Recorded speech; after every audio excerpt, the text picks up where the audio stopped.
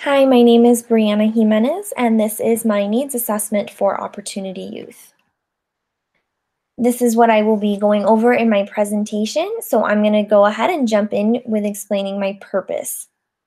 The purpose of this needs assessment was to evaluate resources available to youth ages 16 through 24 who are not enrolled in school and who are not working in Tucson, Arizona. This population is commonly referred to as Opportunity Youth.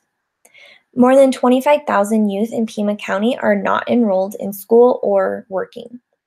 This is an issue because youth are the future of our communities. So youth who are disengaged from school and employment are more likely to rely on government support and engage in criminal activity, which ends up becoming costly. I completed 3 phone interviews. The first one was with Goodwill Metro Youth Program. I spoke to Tara Carmody, who is the Workforce Development Volunteer and Academic Coordinator. She's been in this position for about 4 years. I then spoke to Ashley Janicki, who is the Opportunity Youth Change Facilitator at Youth on the Rise Re-Engagement Center, also called the Rec Center. She has been in that position for about 3 years. And I found out that Goodwill recently, I believe it was at the end of December, started to oversee the rec program. And so Metro and rec are actually the same program, but I still completed my interview just to get another perspective from someone who works with this population. And then lastly, I called Pima County One-Stop Youth Employment Center, and I spoke to Maria Suarez, who's the program coordinator, and she has been working with youth for about 15 years. The biggest challenge that Opportunity Youth experience is a lack of stability in housing and food. They also lack a strong, caring adult figure. And they're just dealing with so many issues. They could be dealing with homelessness, the court system, or they may have children of their own that they're trying to take care of.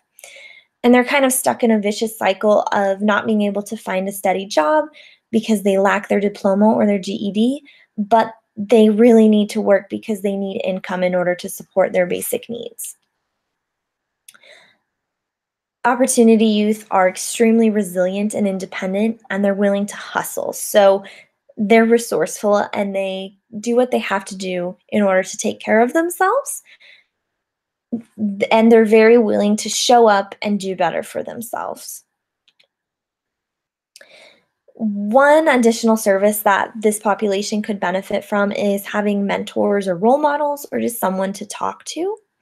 Also, it would help them to have drop-in services for behavioral health since it can be difficult for them to hold appointments just due to their unstable lifestyle. And then, of course, they just need help with some of their basic needs, such as getting food boxes or bus passes. The biggest barrier for this population is that they lack stable housing. And then on top of that, they may be involved with the law in some way and have charges or warrants out. They may have to pay legal fees, which is difficult to do when they already can't pay rent or can't buy food for themselves. Youth usually find out about these programs by word of mouth, although sometimes they're referred by juvenile court or Department of Child Safety or other service providers. Metro and Rec have about 150 youth enrolled in their programs, with about 600 to 800 youth who come in for drop-in services. And Pima County One Stop has over 1,100 youth enrolled in their summer program. It would be very helpful if these programs could get more funding so that they could provide stipends to youth for enrolling in their programs. Also, creating better websites or mobile app that could help youth find resources. The majority of youth in these programs are 18 to 20 years old. They're Hispanic, and the programs see more male than female youth typically. So the biggest recommendation that I think I would make is to recruit volunteers for a mentoring program for these youth to kind of help them through life and through this process of getting employment or getting their diploma or GED. I would also definitely update and improve the information that's online since I found that it was inaccurate and the websites were hard to navigate and hard to find out information. Um, Having services in one location, like behavioral health services, workshops, job training, tutoring, and healthcare all at one spot would be very helpful for opportunity youth. And also, I think it would be really great if these programs could engage the youth in order to help create these programs and expand on them because this population knows what they need. They know what works best for them, and I think they could really provide great insight into building these programs. So none of the interview sites requested to receive any information about my findings, but I do plan on setting up a meeting with Ashley Janicki from REC and my field placement manager, since my field placement works with opportunity youth sometimes. And so Ashley Janicki was interested in discussing resources and support for these youth with my manager. I successfully completed the phone interviews. I didn't have any problem. The interviewees were very willing to share information and provide insight, and I luckily had quite a few resources for youth in my community that I could call.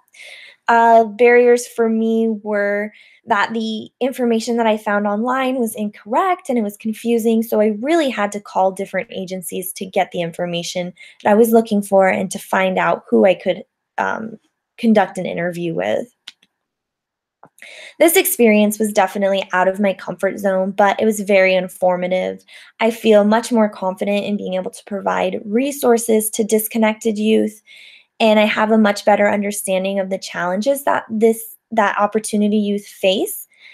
I think it's important to realize that agencies get new funding and they change and create new partnerships. So it's always good to be up to date and knowledgeable about what's going on with the community, especially for the population that you serve, and just networking and creating those partnerships so that you can provide the best information to your clients. That's it for my needs assessment. I really appreciate you watching my presentation. Thank you.